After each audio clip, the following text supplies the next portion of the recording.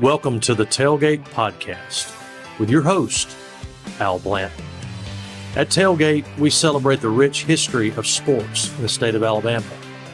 So come with us as we relive great moments, great games, great players and coaches, and in the process, preserve memories for a lifetime.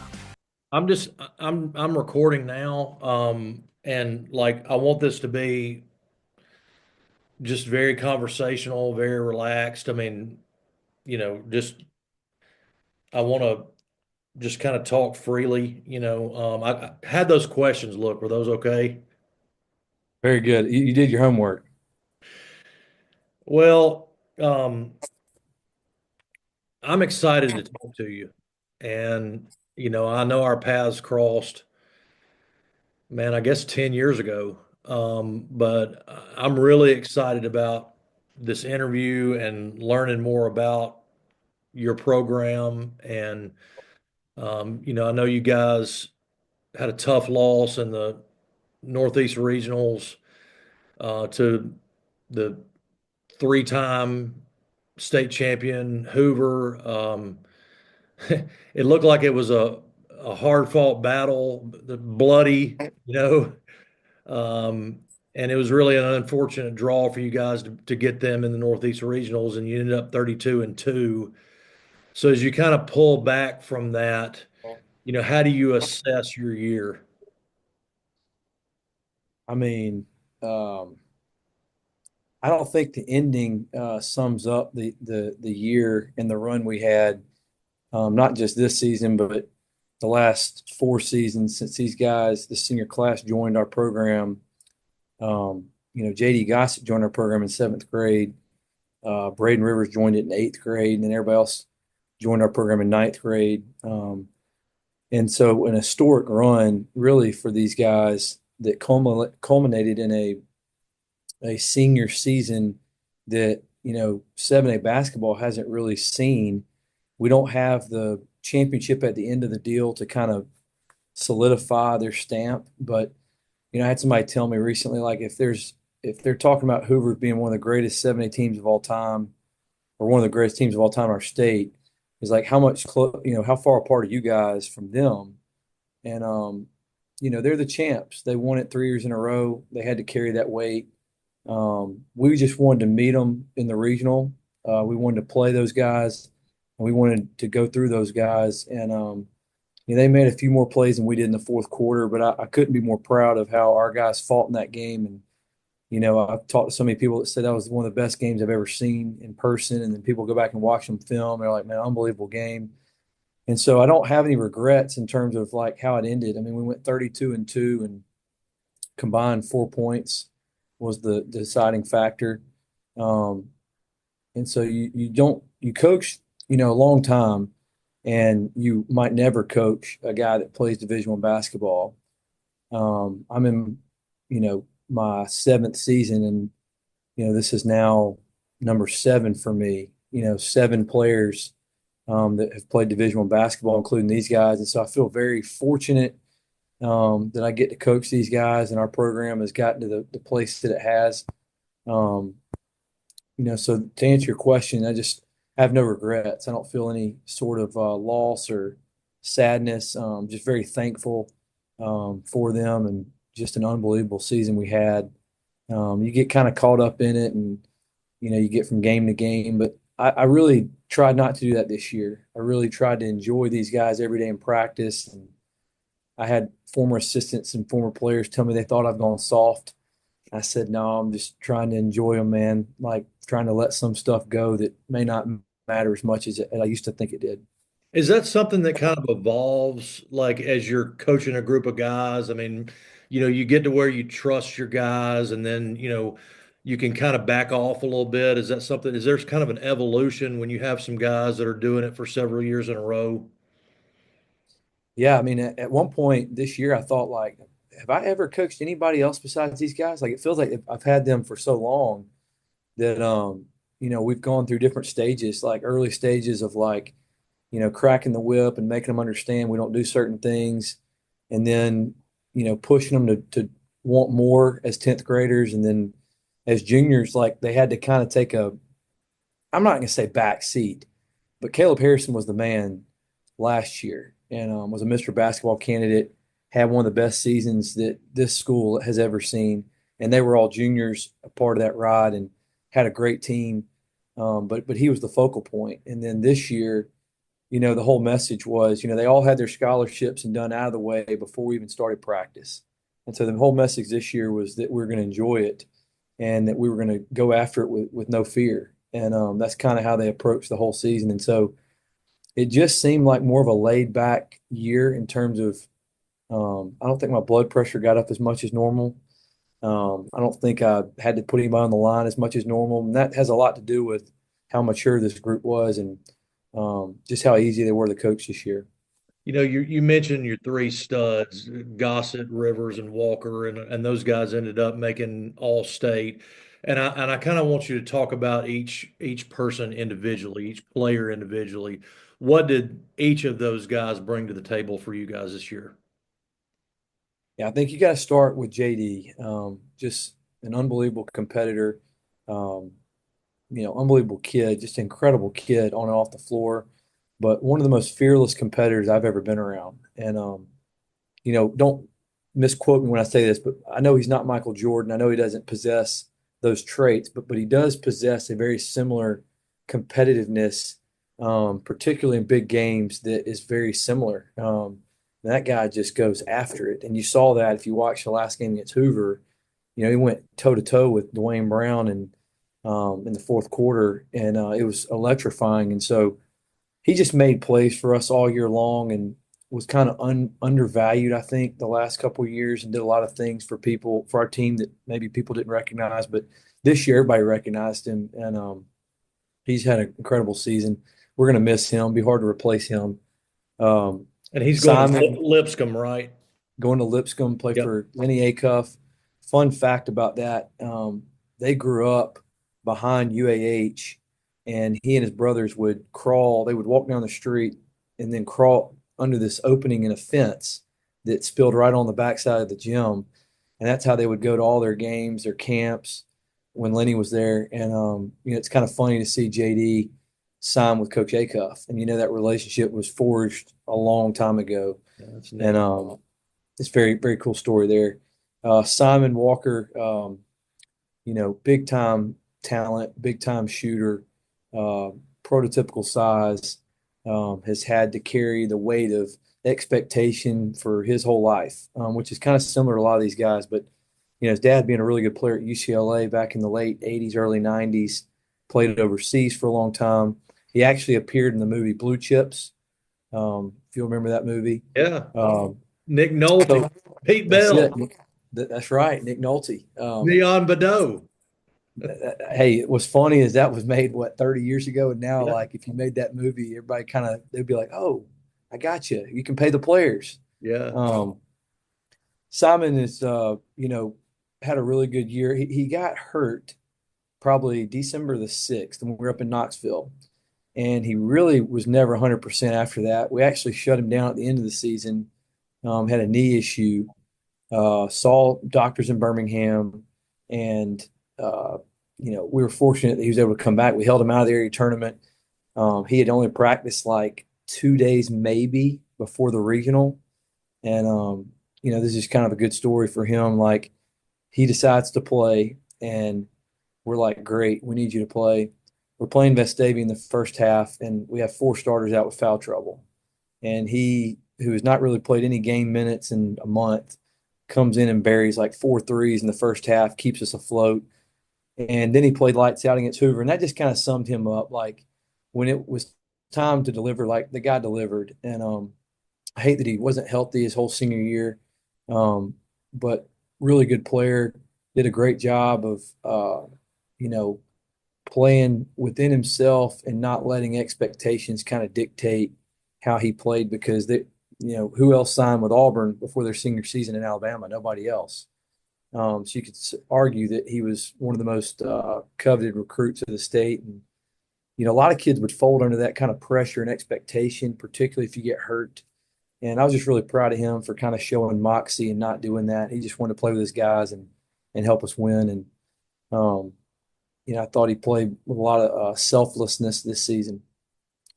And then lastly, Braden Rivers. I'll get to Eli in a We're gonna minute. get to Braden Stapler in a Rivers, second, but yeah. Uh, let's talk about Eli for a second. Somebody's got to set the table, right? Somebody's got to, serve others. And, he just really understood his role, and he's really good at his role. He's really good at running a team. And I thought he had a fantastic year leading our team and practicing in games and being an extension of the coaching staff on the floor, understanding that, JD needs to get the ball in transition, understanding Simon needs to get catch and shoot threes, understanding Josh needs to get some touches. And so he just played with a lot of maturity this year, and he shot like 43% from three. And so, we wouldn't be as nearly as good without Eli as we were, and became a really good on-ball defender, which will help him well in that D2 league that he's going to play in at the Gulf South. And so I just want to talk a minute about Eli.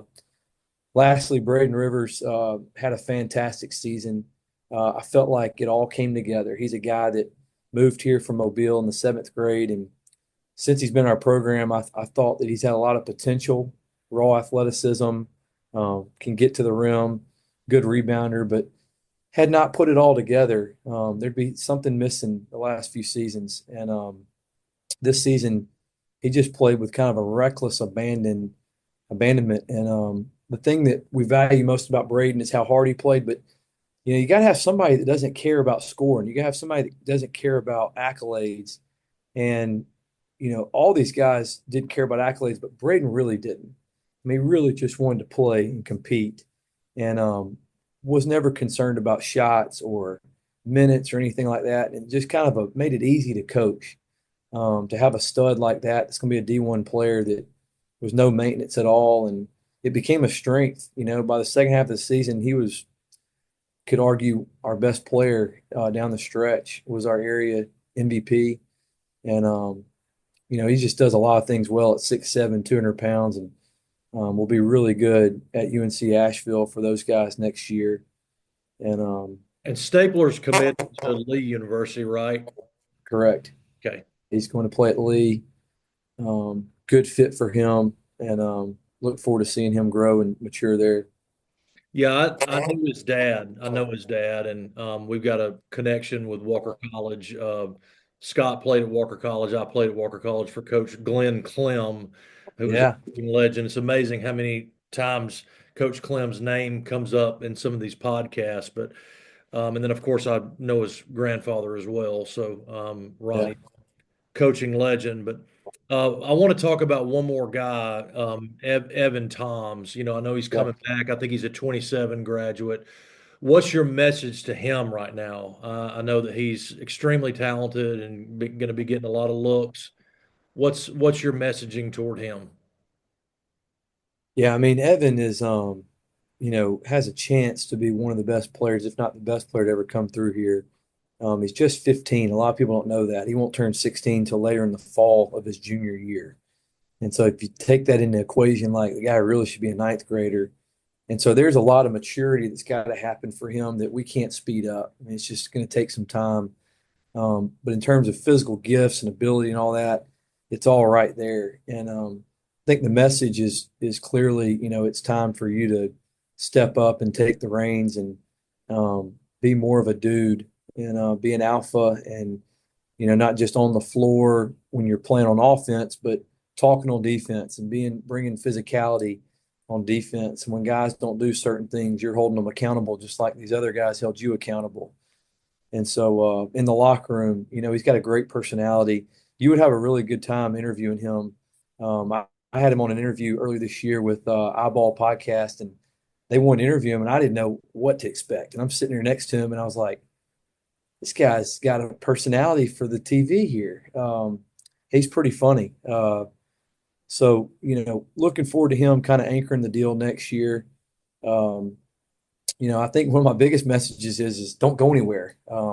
There's this state over here called Georgia that can do NIL, and they've got prep schools, and that stuff's real. And he's already had to kind of knock some of that away even since the season ended. But I feel like he'll have a great opportunity to really improve here over the next 2 years and have a chance to do some things that other guys haven't.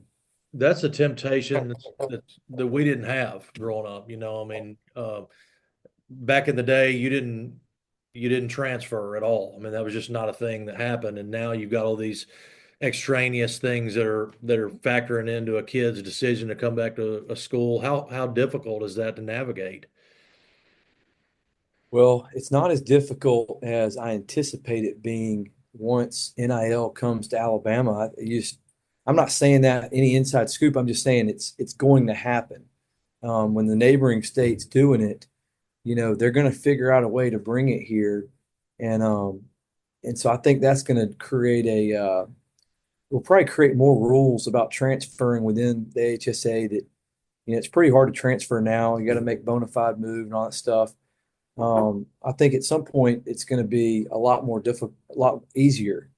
And so right now I'm just kind of holding my breath, like, when is that coming? Because, we don't operate on the same wavelength as a college. We don't have those kind of resources, and to just kind of open it up and have the same model as a college is not very wise in my opinion. But I mean, it's a real thing. Like, we have guys that go play in AU tournaments, and we went and played Montverde last season, and when we got back on Monday after playing those guys to a good game, I had a call from a SEC school wanting to get a current player out of his, scholarship and come there. And then I had another school call that was a prep school wanting access to another one of our guys. And it's a high level prep. And, so like that stuff's out there. And, I'm sure Coach Ware at Hoover's had to deal with that the last few years. I'm sure there's some other coaches in the state that had to deal with that. But I'd rather be coaching guys that we have to do that than not have those kind of guys to deal with that type of distraction. I'd rather them be really good and coach those kind of players and deal with that than not. So part of it. And I want to talk about the Huntsville basketball culture kind of as a whole. I mean, it has been just so robust across the years. So kind of paint me a picture of what that's like. And I know you and I were talking about resources before we got on, but you got a lot of resources. You got a lot of money in that area. But what is that like? What is that basketball culture? And even in your own school, you can even comment on that because you've got a volleyball coach and an athletic director that's had tremendous success. So talk about the Huntsville basketball culture as a whole, the Huntsville sports culture as a whole. Yeah. Well, I mean, for starters, when you're saying this, I'm thinking like we're getting a new weight room in our basketball weight room in the off season that I found out about on Monday, and not something that I necessarily push, but we've got resources in our district, and we're very fortunate that we get to have those resources angled towards us, and it'll help our athletes. And so, there's not a lot of city school systems that can do and provide what Huntsville City can do. A lot of the most successful school systems are the ones that are like the one-off deal, the Thompsons, the Hoovers, the Mountain Brooks, the Vestavias, and so we're kind of a weird deal where we got 5 high schools in our district, but we've got great facilities, and I think we have the best gym in the state of Alabama. There's not another gym that's got 2 end zones behind the basket, which makes for an unbelievable atmosphere when you put both student sections in there. And so, our school has not ever really seen any success in basketball on the boys' side until the last 7 years. And It's been but Butler, it has, Bo Johnson, those programs. yeah, yeah. I mean, you had other programs in Huntsville that were rocking it, and Lee and Johnson and Butler and Hay, back in the day, Grissom with Coach Ronnie Stapler. And so it's kind of Huntsville's era right now to, I guess, be that flag bearer at the moment. And, we're going to see if we can keep that going as long as possible. But the school has had a lot of success in baseball and in volleyball. We've got, I don't know, 10 or 11 state championship banners up in the gym for volleyball. And so, um, baseball's won it a time or two. Wrestling has now won it in the last few years twice. Our track and cross country program is phenomenal. And so I love being in a place where, sports is a big deal and we get great, great, great support from our principal. She's unbelievable. And then you got our district that supports us as well. And so it makes wanting to stay here a lot more appealing. And, we get to coach really good kids. We got two feeder schools that feed into Huntsville High, which is not normal. You got Hampton Cove and Huntsville Junior High. So that's a good thing as well. But in terms of the culture, what you see was not always here in terms of basketball. And it's very hard to create. It's even harder to maintain.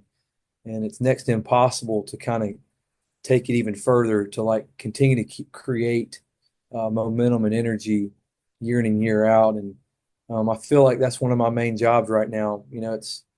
I tell young guys all the time, it wasn't that long ago for me when I got started. This is my 20th season in high school basketball, but I have a lot of young guys who'll call and ask, when they're getting in it, what's my advice? And I'll say, man, number one, be you. Don't try and be somebody else. Number two, you got to make it big time because if you don't, nobody else will. And then number three, you just got to enjoy it. You got to enjoy the time with the players. And so I feel like I try to focus on those three things the most. And then the last thing is just trying to maintain our level of culture that we have here. And so that's one of my biggest jobs at the moment. So I'm fortunate and glad to be in that spot. I know a lot of people want to be in this spot. And so just excited that we've been able to have the kind of success and players we've had the last several years. I do a lot of articles and I do a lot of interviews and to me, one of the most interesting case studies would be Bucky McMillan at Samford. And you coached under him two stints. And what did you pick up from him that you've kind of implemented in your program? Man, we would be here for a really long time if I really answered that. I'll try and keep it brief. I mean, Bucky's the man. He's one of the best coaches, if not the best high school coach to ever come through Alabama. And forget his ability. He's got an ability that I kind of it's akin to Brad Stevens. When Brad Stevens at Butler, you just knew this guy was gifted. And a lot of the success they had was because of his gifts. And that's kind of how I feel about Bucky. He's just a gifted person.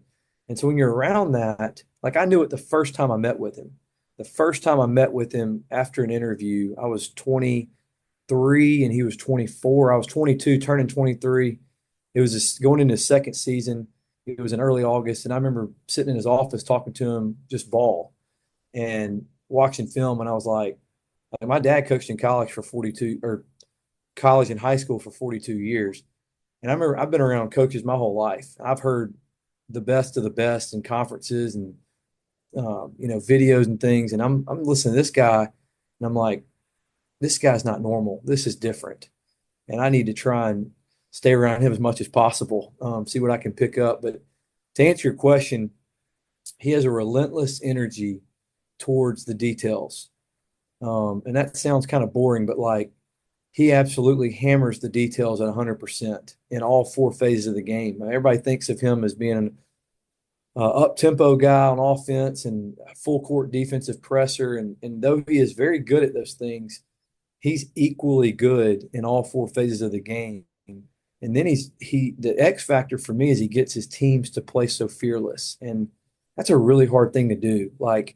Not everybody's built the same and not everybody comes from the same walks of life. And, he just had a way of getting guys to run through a wall a lot harder and faster than everybody else. And get them to believe that they were good enough to beat the Lakers when they probably weren't good enough to beat, Parkway Christian sometimes. All right, let's hold up just a second. Because I got questions, man. I got Yeah. This is interesting to me. And is it let's talk about that particular point, okay, about getting guys to run through a wall. You've got several different philosophies. I mean, you've got the Knight philosophy, and that they were going to run through a wall for Knight, and that was a negative motivation. Sure.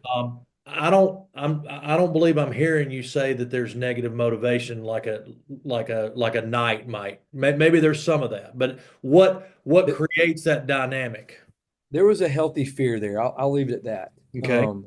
I think that he could provide the healthy fear though, because they knew how much he cared about them, and he just had so much passion for what we were doing, and it was all about a unit. And so when you get kind of lost in, it's not about me, it's about the unit, then you go through that wall together as a team.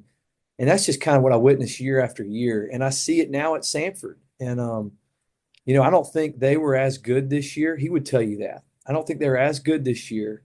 And I didn't think his team necessarily played like I'm used to seeing his teams play. And I think a lot of it had to do with, um, a lot of 1 year guys that are coming for like 9 months. And it's hard to develop what we're talking about in such a short amount of time. And I don't think they possess that same level of energy that his other teams have played with.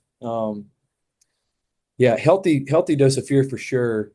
And then I don't know, man. He just had a way. I remember one time we were playing. We were in. This was the Elite Eight game. The first year we won the first state championship at Mountain Brook. So 2012, 2013, and we're about to play a really talented Lee high school team out of Huntsville that we had seen earlier in the year, like the opening game of the season. We traveled to Huntsville to watch them play the season opener because we knew we could play them in the regional.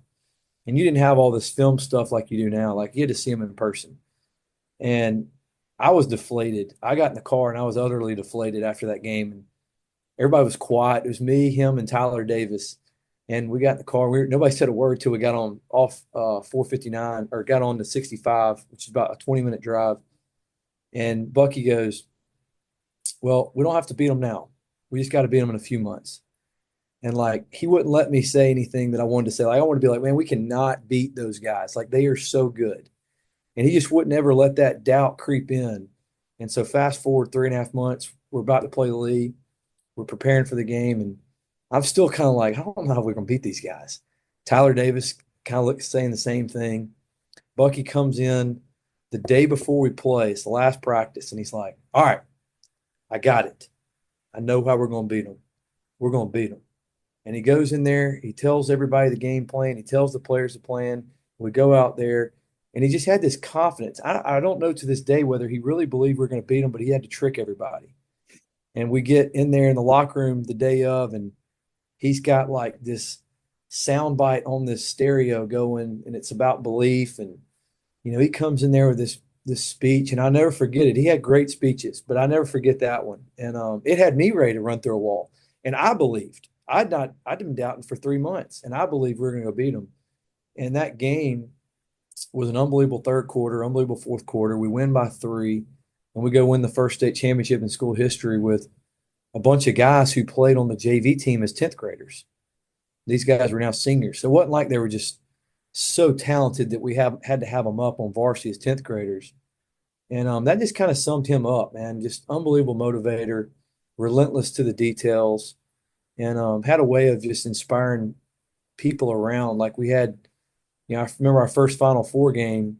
We walk out of the tunnel at the BJCC, and there's like 10,000 people in neon, and I just was blown away. Like I knew we were doing the neon out. I knew we'd have some people there. I had no idea it'd be 10,000 people in neon, and that was just a surreal experience. That he helped kind of create that energy, and so I don't know. I probably killed all your questions right there, but No, I mean, it seems he's the like man. there's a brilliance about him, and I don't know him well at all. But it seems like there is a brilliance about him, but also there's a confidence in that. Okay, we've got 3 months to go from here to here, and I'm confident enough in my ability to make this team better over the course of 3 months that we can go get those guys the next time. Is That's that right. fair? 100%. And that's, you asked me, what did I take from him? There's so many things I've taken from him, but that approach has been my deal since I got here. It was not focused so much on the end deal and where we might end up, but just, hey, this is where we want to be.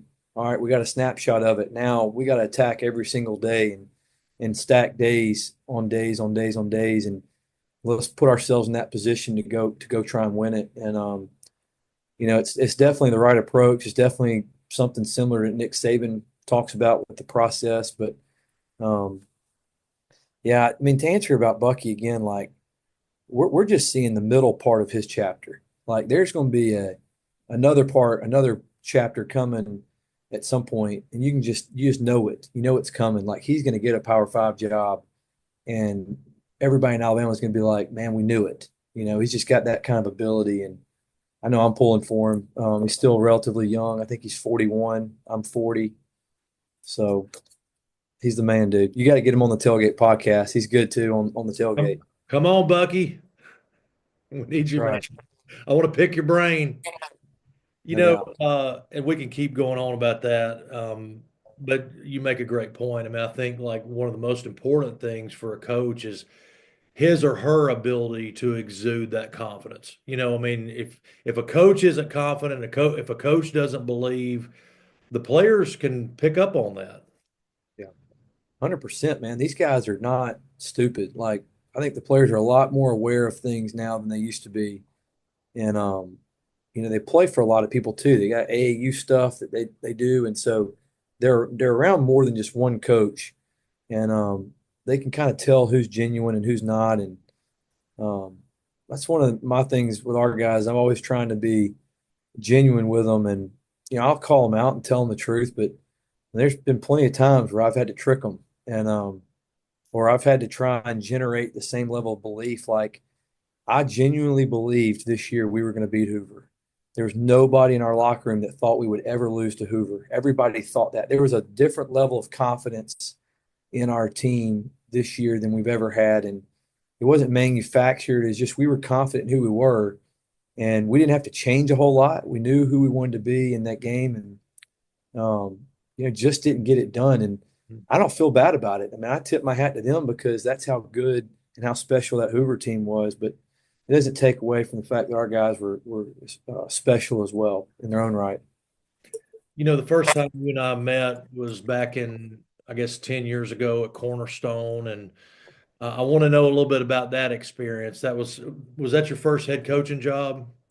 It was. I Yeah. was very young, and we had success at Mountain Brook, and I was just kind of wanting to do my own, not do my own thing, but I just wanted to run a program. And I probably jumped out there maybe a little early. I don't know, but Cornerstone was a very hard season of life for me because I went through uh, death, I went through divorce, I went through cancer on my face here, and but God was very faithful to me during that time, and it was from the basketball side of things and organizational side of things. Like I learned so much, like not just the basketball program. I was the athletic director year two, and you know, creating a standard and ordering uniforms for all sports and creating the logos and getting the gym spruced up and all that. Like, it was a great experience for me, raising money for a weight room that we didn't have. And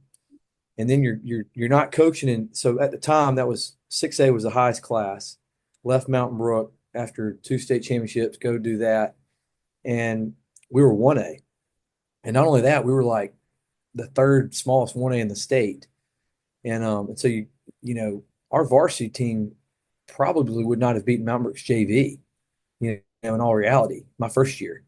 And it was a losing season, but it was a season I learned a lot. The next year we went to the Elite Eight and had a really good season. And but I mean, it was very eye opening in terms of how humbling it was for me in all phases. And I don't regret any of that time there. It was a sweet time in my life for me to be there and get to be with those kids, and probably got to do things that I didn't know I was skilled enough to do, or if I wasn't skilled enough, I had to figure it out.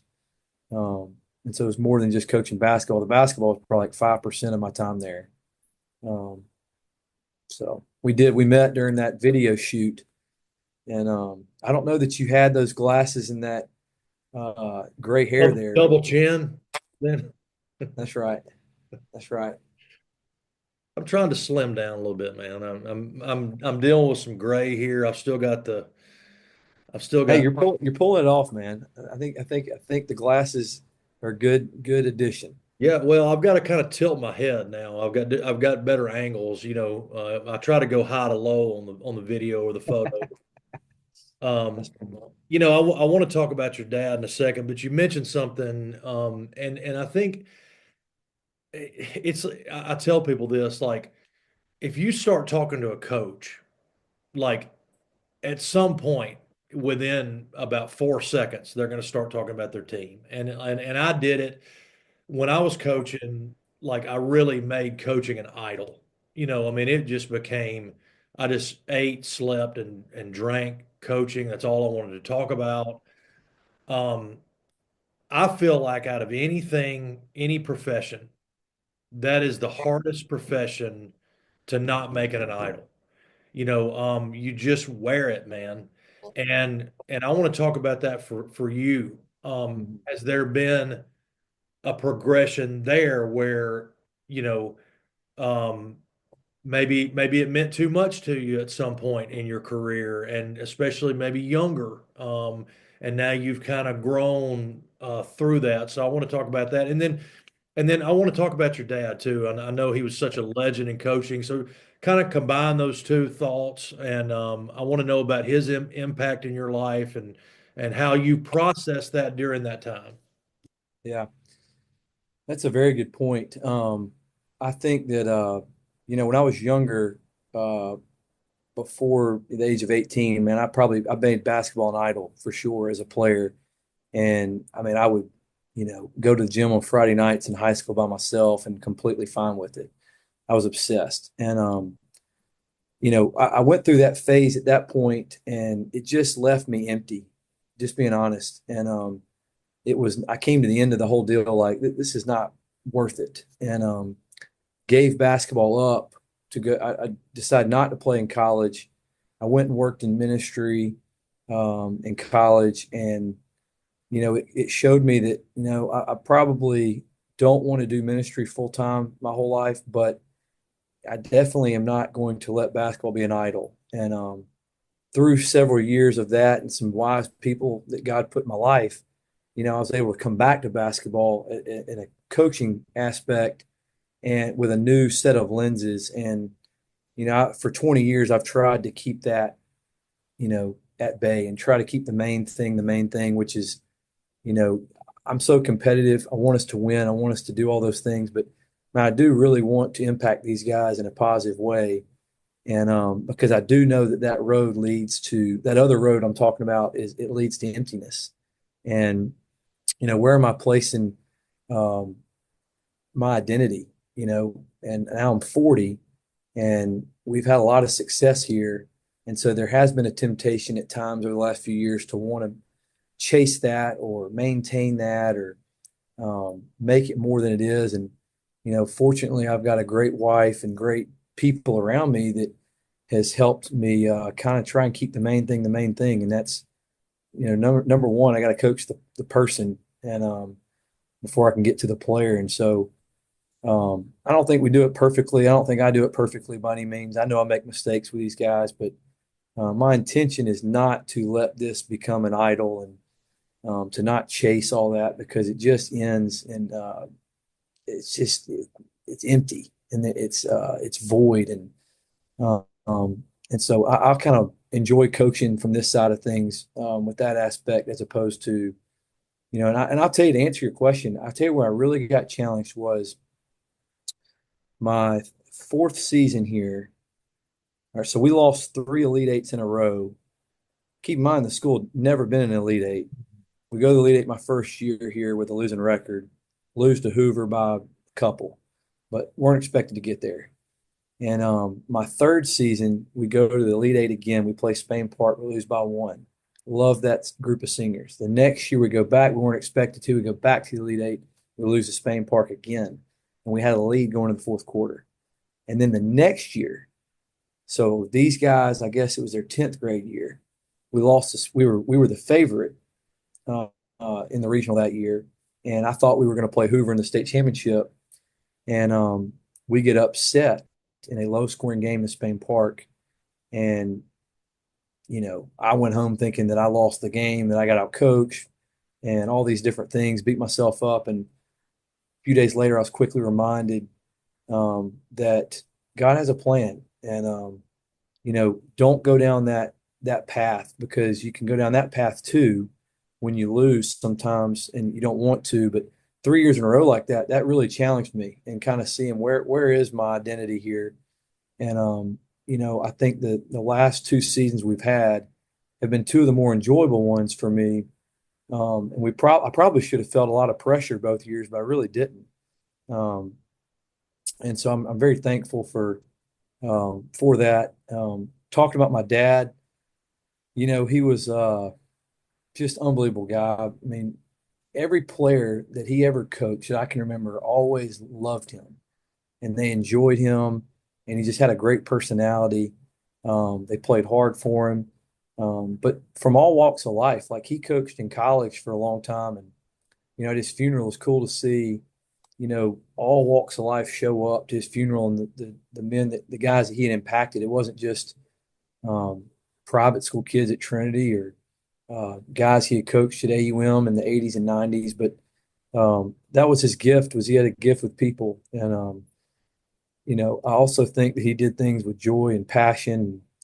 He hated to lose, just like you and me, but he did things with a lot of joy and passion. That's one of the things I took away. He was also very detail oriented. So being around my dad and being around Bucky, I just kind of felt like that was the hidden gem. Like, if you can be detail oriented in this deal, like, it makes up for a lot of things. And I really wish that he could be here to see these teams at Huntsville play. That he would love these teams. I told our team that this year, that they kind of had his heartbeat a little bit, and he would love watching them play and just how they interact with each other. And so even though it's been 7 years going on 8, I feel like he's still kind of right there with me.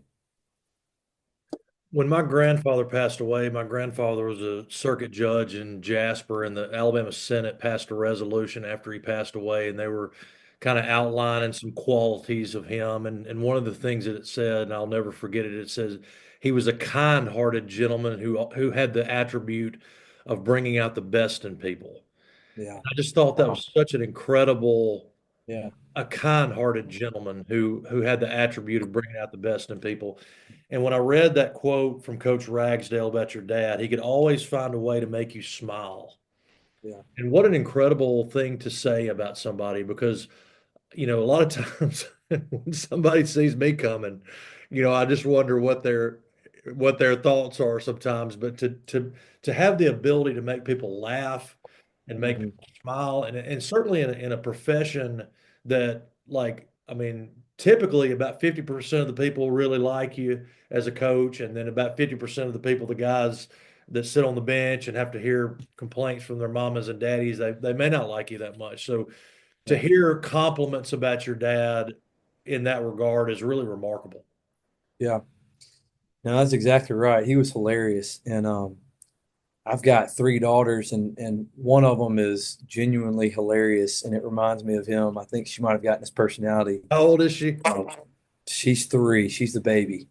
Uh, there's a 5 and a 7-year-old as well, but the 3-year-old is just kind of funny, and like, I'll crack up at her, and so that's it, man. Like, he didn't. He was at, like, I was coaching with him when he was probably in his 60s, and he'd already had a full career at that point and had accomplished a lot. And he just was so joyful, and still had that fine balance of, like, passionate and intense, but could be equally funny and loose, and makes for a enjoyable experience. These guys, at the end of the day, I think they want that. You might have one every now and then that's the nut job that likes being yelled at and pushed to the brink, and they eat that up. But for the most part, like 99% of them, they want to enjoy what they're doing. And I think it's important to kind of keep that levity there with the guys, whether it be high school, college, pro. I mean, anytime you're doing something, you're putting a lot in, like you kind of want to enjoy it. You don't want it to always just be hard and intense. He Yeah. was a gift. He had a gift at that. Well, going back to Coach Clem, I mean, it was like he could be so hard, but then he would sit us down and he would like tell us these stories and tell, and have these anecdotes and quips and things like that. And it made the game a lot more enjoyable. And I think when you're around that kind of personality, it just enlivens and enriches your experience. Do you bring that same sort of quality to your team? Is there a time on, during the year that maybe you do something a little bit unconventional, bring a little humor into the mix?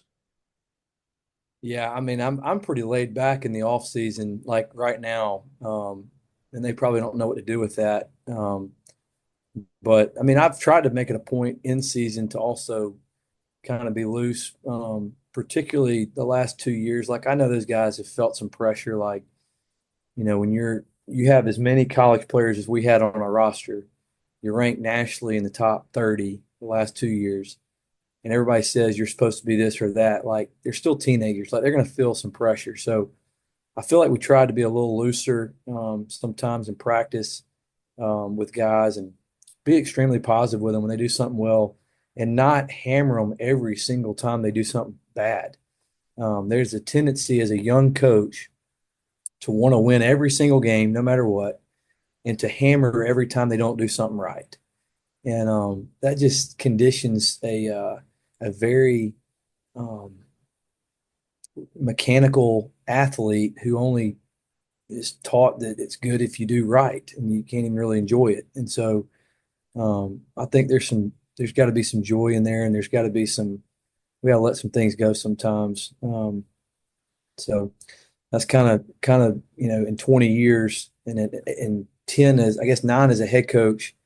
I don't think I did that early on. I think I've had to kind of grow through that. So part of it. I think it's so important to allow the kids to, and again, I'm same thing, man. I mean, it's uncanny how many coincidences we've got as I talk, but you know, um, I think you've got to allow them to have a personality. I looked at y'all's Instagram page, earlier today, and it looked like they were having fun. I mean, these are photo shoots, but there's a personality to your group, and allowing them to kind of be themselves and cultivate that throughout the season, um, I think it takes some of that pressure off. Yeah, no doubt. I think yeah, at least we try to provide a platform where they can kind of do that. And they're a fun group. And each team is kind of different because it's based on personalities. But we've had some of the same characters in the same movie for the last several years, and so the vibe of our team has kind of been the same the last few years. And I'm interested to see what the vibe is going to be going forward because there's so many guys that are gone and so many younger guys that are coming up and that have been in the program. But I just kind of would like to see their personalities come out. We've been doing these spring workouts in the off season, and it's just different being in the gym. You're missing all those guys, and it's a young group, and they're probably trying to, get in line and maybe be a rule follower. And I'm like, I'm over here like joking around with them Mhm. and trying to get them to loosen up a little bit and be themselves. And so some of them are so young they don't even know what that means. They don't even know what themselves are. They're figuring that out, but it definitely makes for a much more enjoyable environment to be around when you can just kind of be yourself. But do you customize it every year? I mean, do you look at your group and go, okay, this group needs a little bit, I need to tighten the screws a little bit on this group, or on this group, I need to back off a little bit. I mean, is that something that you evaluate from year in and year out? Yeah, you absolutely end up doing that, and you sometimes don't know which way you're going when it starts. I kind of I'd had an idea. I knew heading into at the end of last season how this whole season was going to go. I knew we had so many older guys I'll never coach a team as old as we were and experienced as we were. And so you kind of know how that's going to go. And you're like, all right, I'm not beating these guys up. We're going to work hard, but I'm not beating them up in the preseason like I normally do, Mhm. um, because I know where we're going to be at the end. I need us to have enough juice at the end. And so I backed off a lot in the preseason more than ever. And I had former players that found out that they weren't running on the track, they were running on the turf, and it wasn't as hard, and they weren't throwing up. And I was like, guys, just trust me, it's going to be okay. Mhm. Will we get back on the track this coming year with this new group? Probably so. Um, so yeah, I mean, you got to kind of figure that out along the way. Like, and some groups need. I got a group that responded to tough discipline. Like I had a really good fun group my third year that was more of a single leg group, but they liked they responded well when I got into them.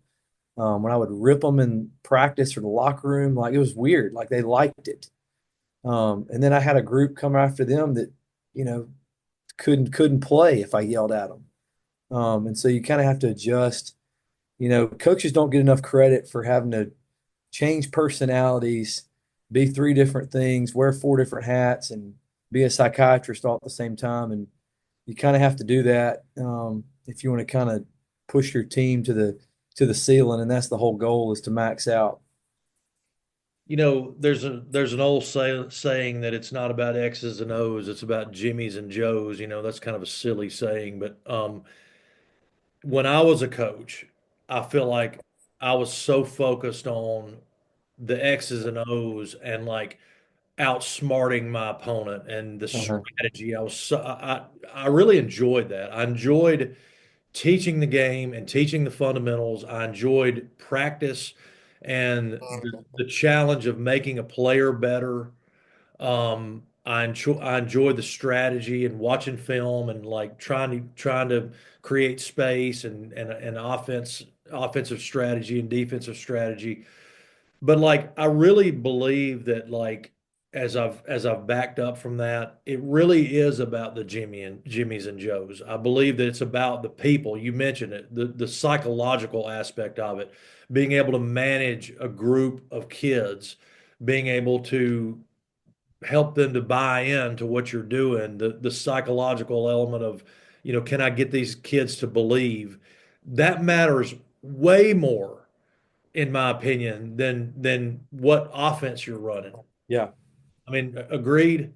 100%. I think even 7 years ago when I first got here, I probably valued X's and O's and style of play more than what we're talking about now. 7 years later, I would put X's and O's as like probably the fourth on the list. Like I would say that, you know, what we're talking about, belief and being able to have the ability to get through adversity, um, would be probably one. I would say skill set would be two, in terms of being able to dribble, pass, shoot, understand the game, IQ. And then three, ahead of X's and O's, I would say would be conditioning. Because if you don't give them any offense, but you enforce belief, you skill them up and teach them how to play, and you have guys that never get tired and are physically strong and won't get pushed around, it really doesn't matter a whole lot what you run. And it might be less is better than more in that scenario because they have a skill set, and because they know how to play, because they understand spacing.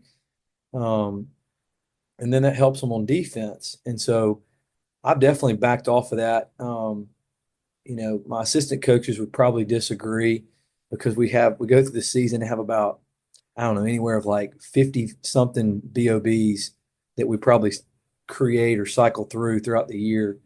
It's probably absurd, but You know, it, I had a question for you about who are some other coaches that you like to emulate, but I want to talk about instead of doing that, I want to talk about two programs in particular. And the first one is Florida. Um, what has been so impressive to me is their ability to get out and run.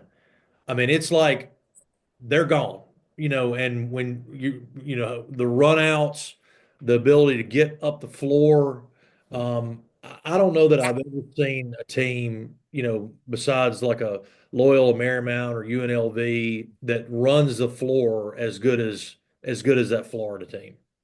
Yeah. I'd be shocked if they don't win that thing. I mean, I know that there's some other good teams out there, but man, as a coach, they are so fun to watch right now. And it does. It starts with that transition offense, and they get it out of their hands quick. They don't overpound. When they catch it on the other end of the floor, they're already in good spots, and they attack you right away. I think it also helps that their bigs are such good athletes. They run the floor so well, and they are a lot of fun to watch. I started paying attention to them when they beat Auburn at Auburn back in early January, and I was like, And nobody talked about it. I mean, like, nobody talked about it. If they'd have done it at the end of the year, everybody would have been talking about it. yeah. The other team I want to talk about is Alabama, and when you look at that team offensively, going back to X's and O's, you're not seeing a lot of sets. There's more of a lot of free flow with respect to an offensive strategy. So from your standpoint, looking at it, how did they make that work? What are some teaching points there that, there's not necessarily, it's not as organized as maybe, obviously as in Indiana back in the 80s and 90s, but how did they make that work offensively? I think Nate Oates is like, you know, unbelievable in terms of being innovative. And that's the way I would describe him. He's innovative and everything's about the numbers and like they stick to it and they don't deviate. And he's got just a fierce commitment to their style of play. And I think that one of the things that they obviously do a good job of, besides emphasizing what shots they want to shoot and tempo, they obviously do a really good job of role identity. It seems like no one's really confused as to what they're good at and what they bring to the table. And that's not always the case on teams. And so I think they're winning tonight like 94-81, something high scoring. I think his eyes are going to be as big as saucers when he sees that tempo be as fast as it's going to be because BYU wants to run. And I think it'll be a really fun game to watch. Sometimes that worries me with Sears a little bit because he kind of goes in go-go mode, and before you've looked up, he's already shot three balls this way. They've shot one, and it's just a crazy tempo, and they don't seem to care. They're just trying to get them up.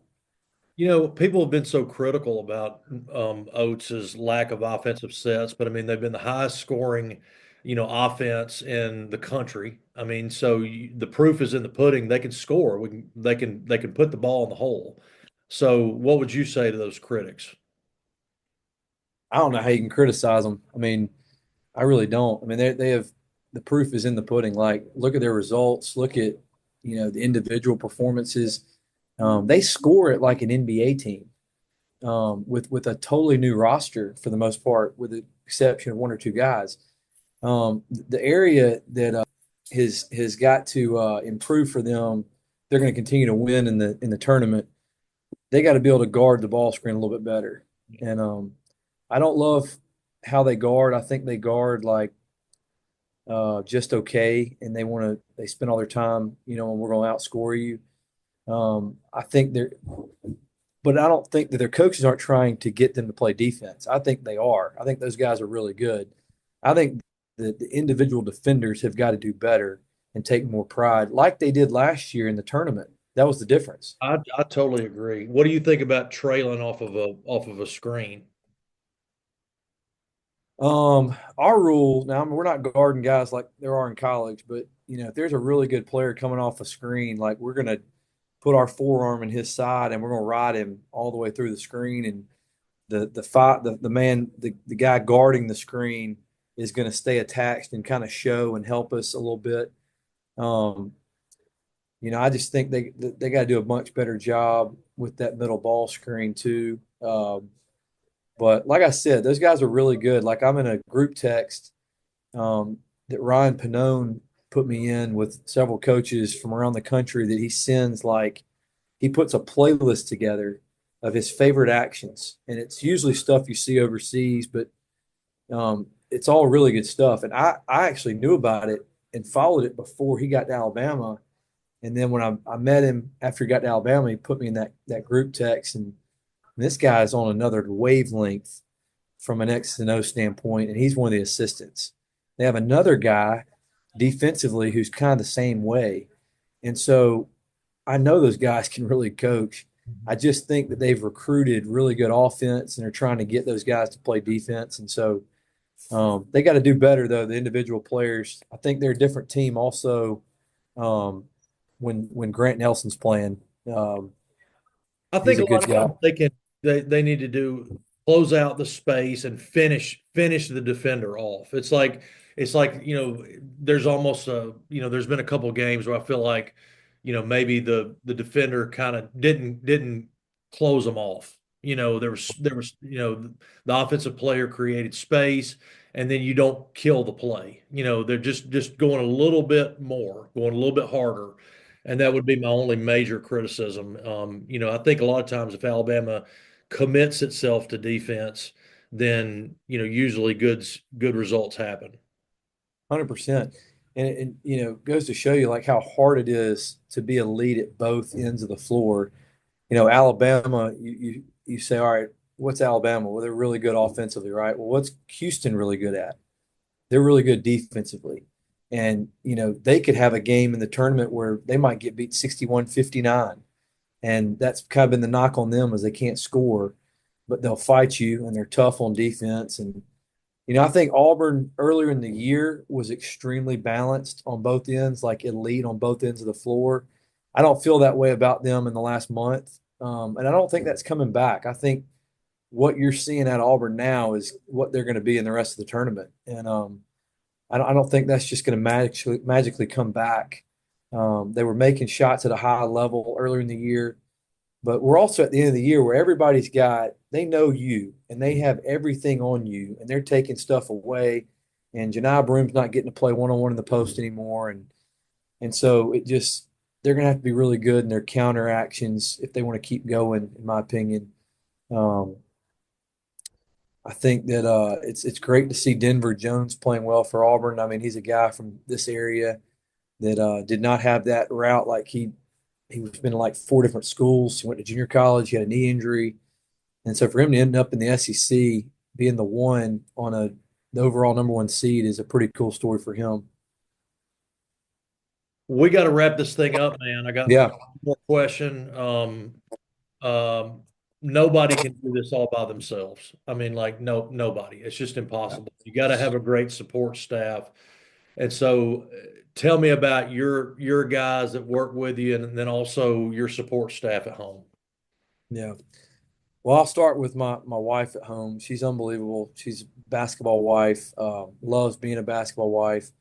I don't know how she does it. I mean, I know coaches say that, but I really don't know how our family functions, particularly during basketball season with three girls under the age of 7. She's so supportive and she never held me back in any way, shape, or form. And she's great to talk to. She loves basketball. She watches more college basketball than I do because she'll be, if we have a road game, she's at home with the kids. And when she puts them down, she's turning on the TV and watching college basketball. Does she coach Um, you up a little bit? yeah, she'll tell me like so and so's playing soft or, what I hate so and so's body language. Like you got to get on that. Like she absolutely is coaching me up on the areas that we need to improve. What about Um, your body language? Does she coach you up on your sideline? Whatever you want to say. she doesn't give me a hard time. I try to remain pretty, chill for the most part. And every now and then if we're at a home game, like she sits directly behind us. There's a whole section behind us. It's kind of family VIPs, like coaches, wives and kids and big supporters. And so, she's right there. So she can see me say something to an assistant and she's like, hey, if I heard that, they heard that too. Yeah. And so like she's checking me on some of that you have in the heat of the moment. But She's unbelievable, and I wouldn't be able to keep doing what I'm doing without her. My girls are all in too. My middle child was crying, Mm. boo-hoo in tears when the Hoover game ended. I mean, she was just 5 years old. She was all in, and so that makes it fun. Um, my staff here is special. I know a lot of coaches feel that way, but it's the truth here. I mean, I have a lot of them on top of that. It's been a deal that's attracted other good people, and we've been able to bring in the right kind of guys. We've got a lot of guys that can do a lot of things. So Caleb Brown was here before I got here. Was able to keep him. He's a varsity full-time assistant, really good X's and O's. But he's also, been in the foxhole with me for 7 years. And so there's a lot of trust there. Todd Jeffers was a high school head coach for 13 years and has coached in a state championship game with Hazel Green. He's got a lot of experience, and he's the elder statesman of the group. He's 55, and been very fortunate to have him. And then we've got Tyron Gibson, who's a younger assistant, but he's been here for 7 years. He started when he was 21 and does a great job with skill work. He coaches our JV team up really well. Our freshman coach came by way of our feeder. He was at Hampton Cove, 8th grade, and guy just loves ball, and he's a servant. And so he's been a great addition this year. We added another guy that is an engineer on the Arsenal. He's brilliant. He's like 23, but he was a GA at South Alabama, and he's like this analytics genius. And last spring, about this time, Richie Riley called me from South Alabama and said, "Hey, got a guy moving to Huntsville. You need to hire him." And I was like, "Really? I don't really have any spots." He's like, "You need to create one." I was like, "All right, he's that good."